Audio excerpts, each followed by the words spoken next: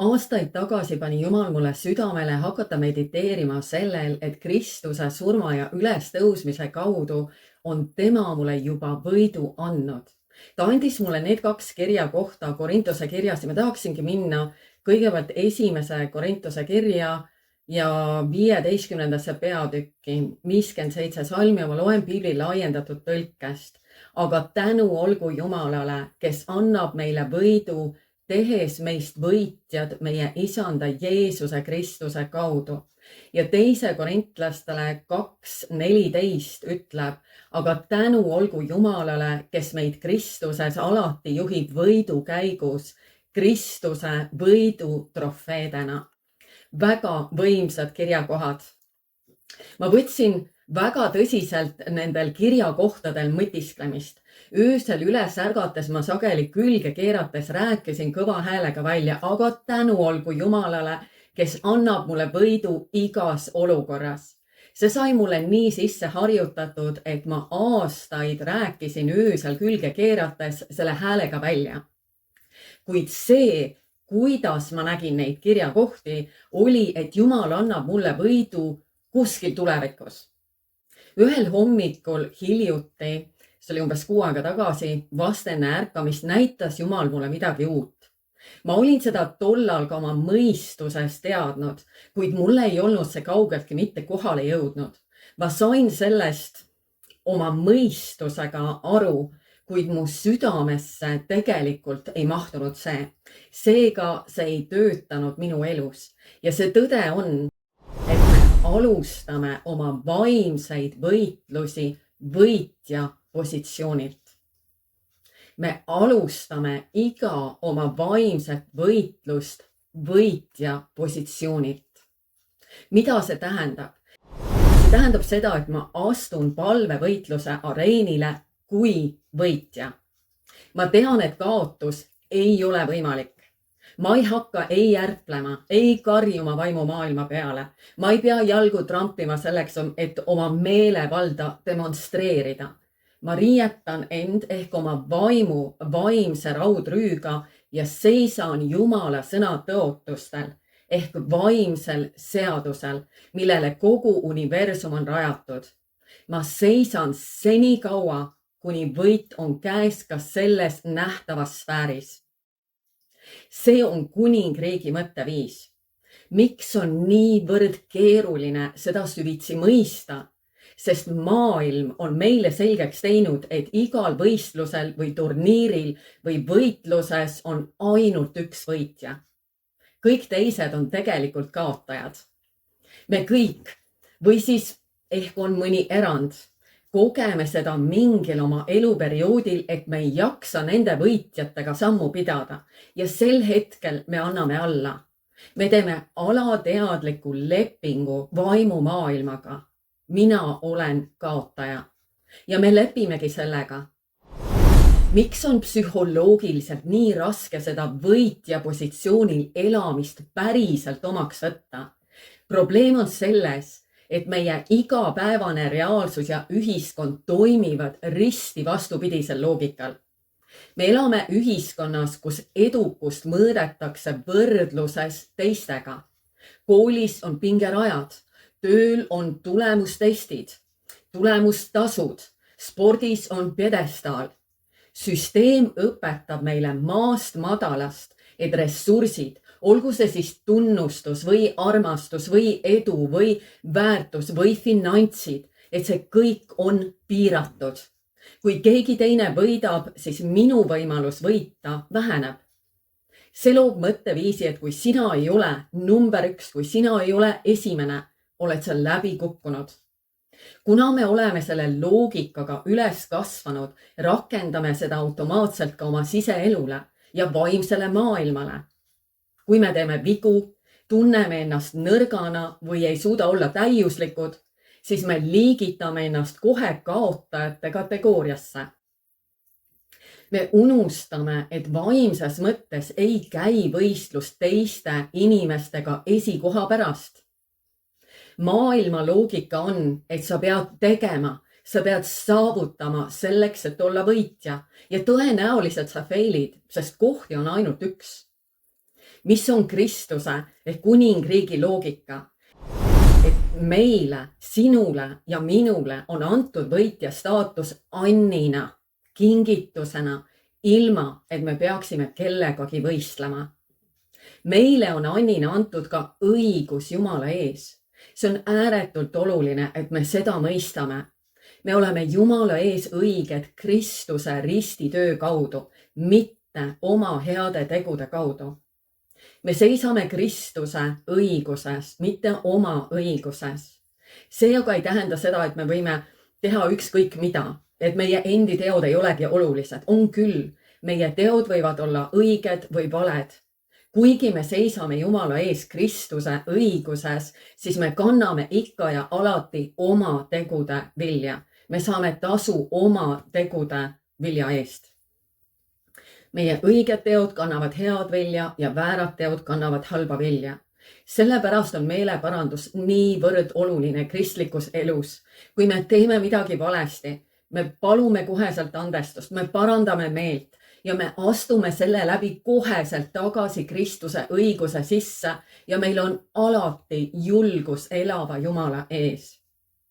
Keeruliseks teeb see asja see, et me üritame vaimset reaalsust, kus võit on juba käes, suruda maailma filtrisse, kus me peame vaimselt kogu aeg esikohta taga ajama, ennast tõestama.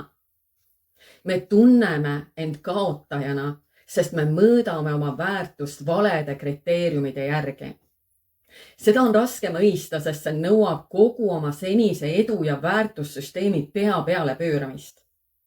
See nõuab uskumist, et sina ja mina võime olla võitjad isegi siis, kui me parajasti tunneme ennast nõrgana või kui meie elu ei näe väliselt täiuslik välja. Jumal näitas mulle sellel hommikul, et kuna me oleme teinud alateadliku lepingu vaimumaailmaga, arvatavasti kuskil oma lapsepõlves, siis ei olegi me võimelised edu saavutama, sest see kuri leping hoiab meid seaduslikult vangistuses. Kui keegi on olnud kuritarvitatud inimese poolt, kes peaks teda hoopis kaitsma, siis ka seal on enamjaolt seesama kuri leping, mis ütleb, ma olen kaotaja.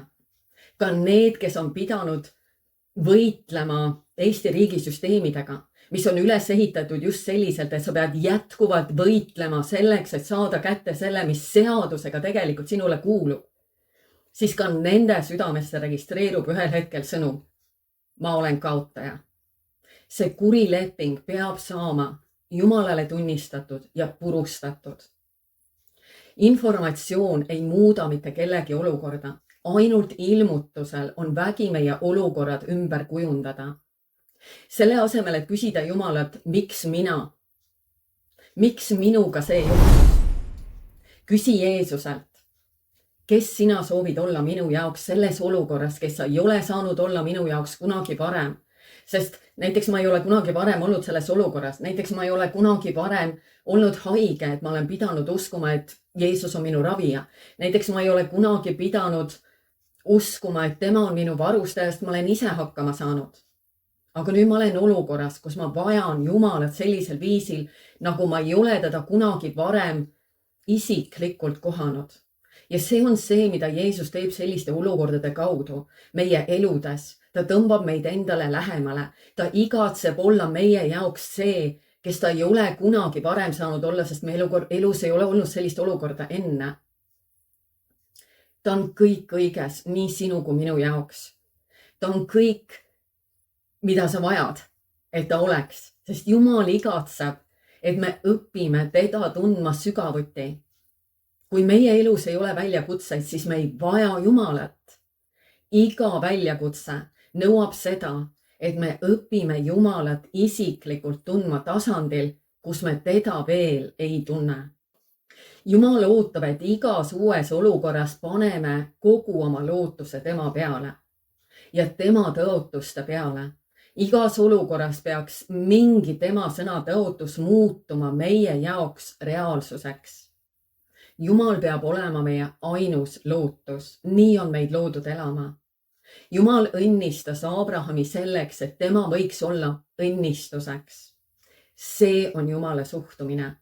Ta igatseb igaühte meist külluslikult õnnistada. Jumal igatseb olla sinu ja minu jaoks kõik õiges. Jumal igatseb seda, et me tunneme teda isiklikult sellisel tasandil, et me saame teda tutvustada ka teistele, sellena, kellena meie teda isiklikult tunneme. Vastasel korral me jagame ainult infot. Et ma tean, et Jumal on tervendaja ja ma jagan seda sinuga, et Jumal on su tervendaja, sa ise hakkama, umbes niiviisi. Aga kui me oleme teda isiklikult kogenud tervendajana, siis on meil sellest ilmutus ja me jagame teise inimesega ilmutust.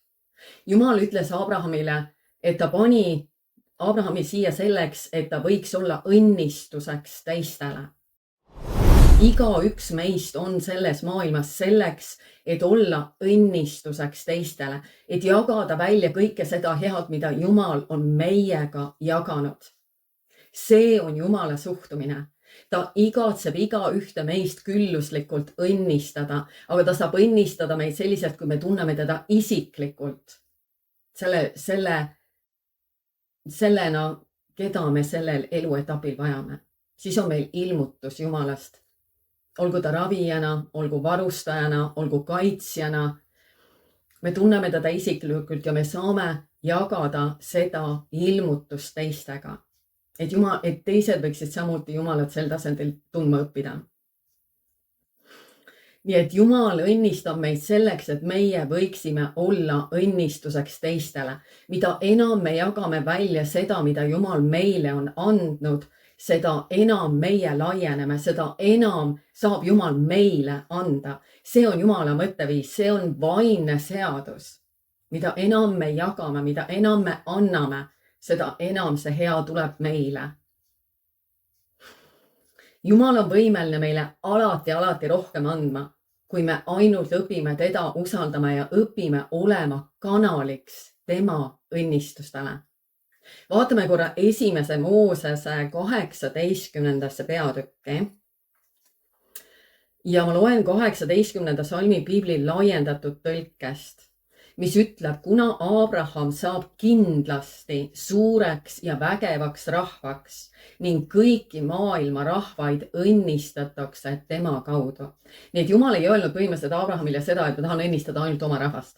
Kui ta ütles, kuna Abraham saab kindlasti suureks ja vägevaks rahvaks ning kõiki maailma rahvaid õnnistatakse tema kaudu. Jumal igatseb õnnistada ka uskmatuid meie kaudu.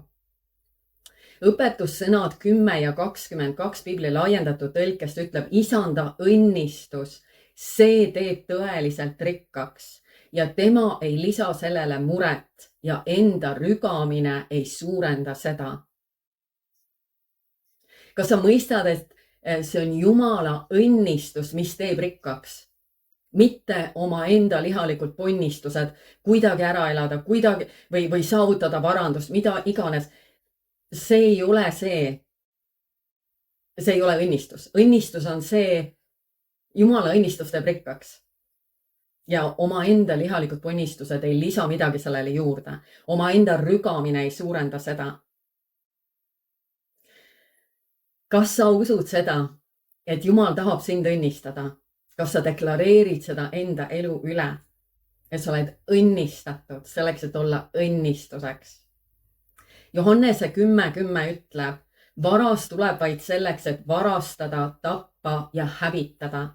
Mina olen tulnud, et neil oleks elu ja et neil oleks seda ülirohkesti, täiel määral, kuni see voolab üle. Jumal on andnud meile Kristuse surma ülestõusmise läbi elu, mis voolab üle. Kas me elame seda elu? Kui me ei ela seda elu, siis me ei ela täiel määral seda, mis Jumal on meie jaoks valmis pannud.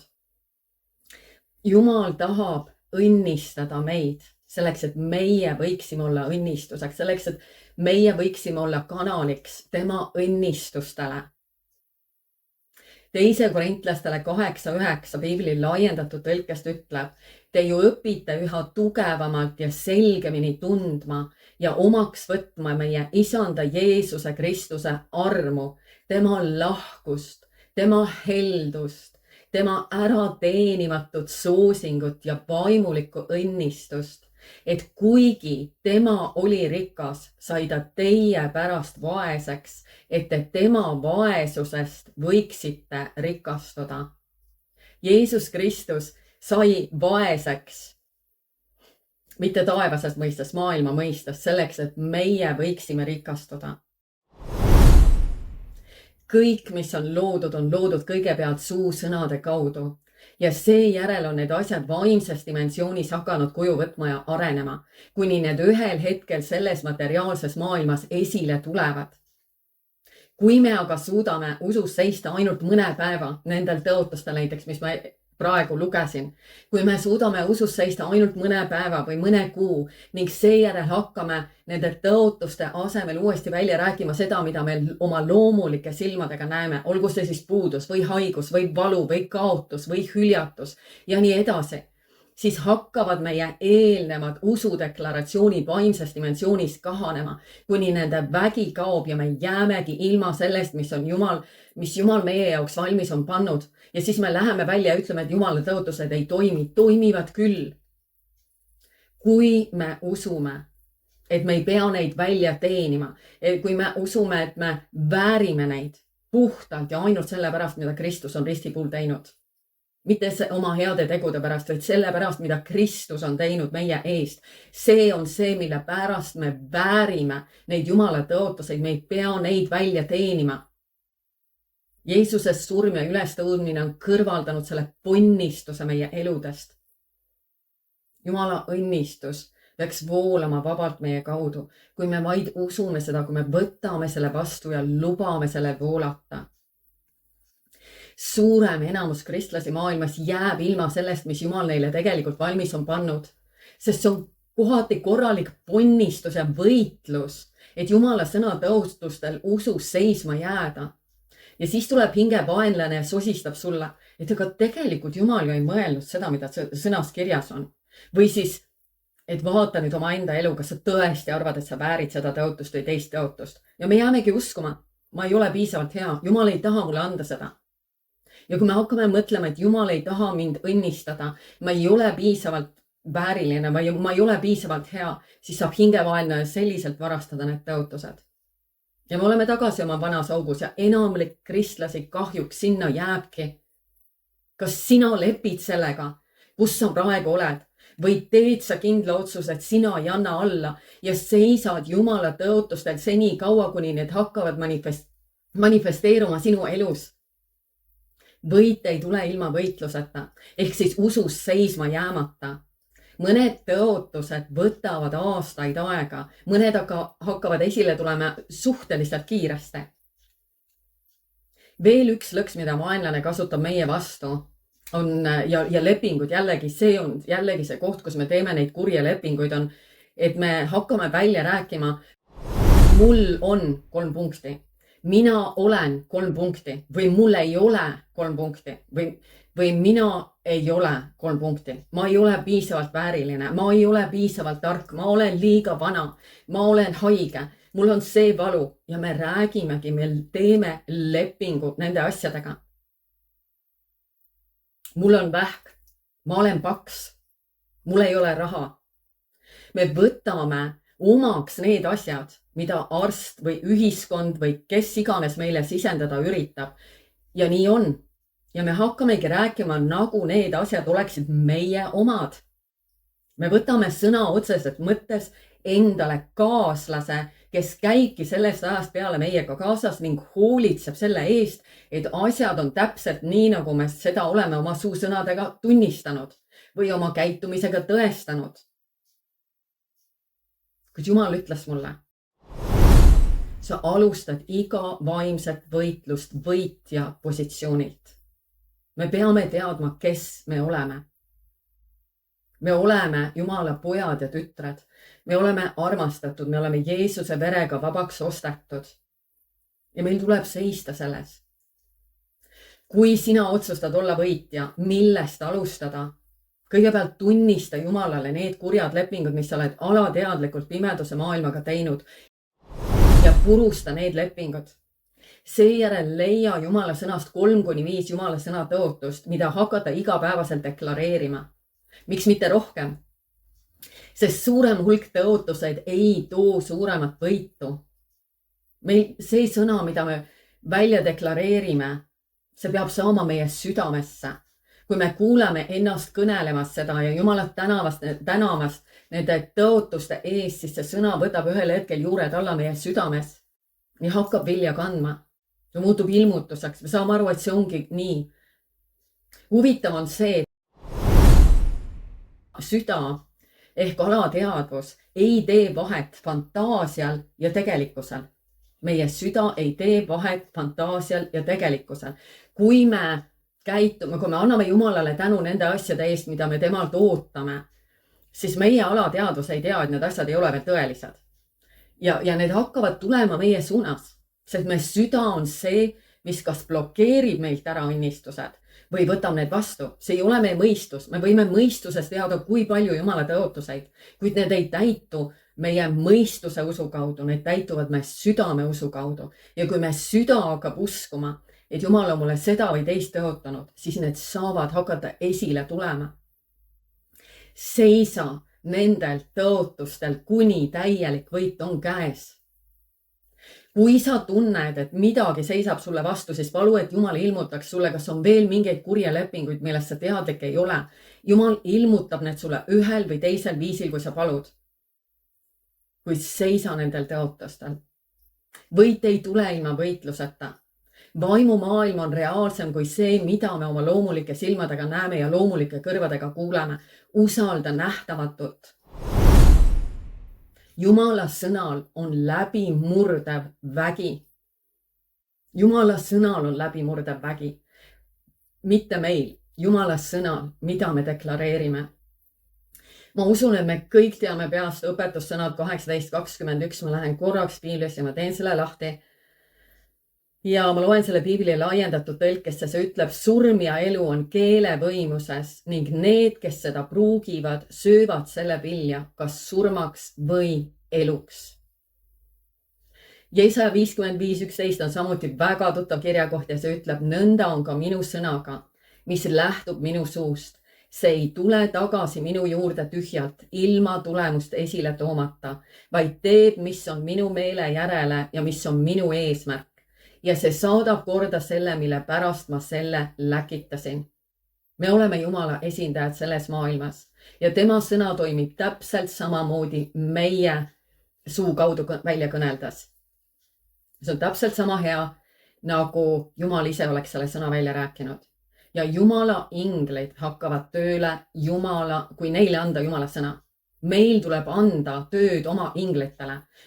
Paljude kristlaste inglid on tegevuseta ja nad ei saa neid toetada või aidata või kaitsta, sellepärast et kristlane, kellel on meelevald, ei anna oma inglitele tööd.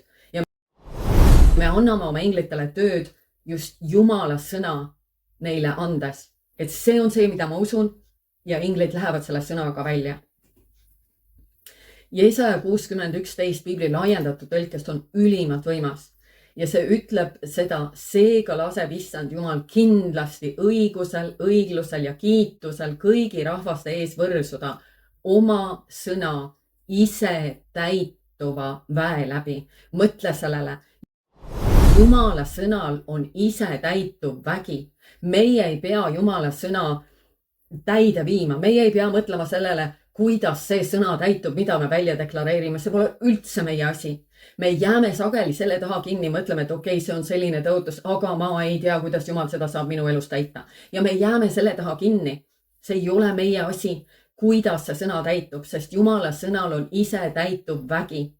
Meil tuleb see välja saata, välja läkitada, tänuga välja läkitada selle sõna, et Jumala inglid saaksid selle sõna võtta ja selle esile tuua selle tulemuse. Jumala sõnal on ise täituv vägi. Meie ei pea ponnistama seda täide viia. Sõna ise saadab korda selle, mida see sõna ütleb. Sõna on vaimne, sõna on elav. Kõik, mida me näeme, on loodud sõna kaudu. Samuti see, mida me Jumalalt ootame, saab loodud sõna kaudu. kui see on välja läkitatud tõelises usus. Seega võidu esile tulemiseks tuleb meil teha tööd ja see on täiesti vastupidine sellele, mida maailm teeb.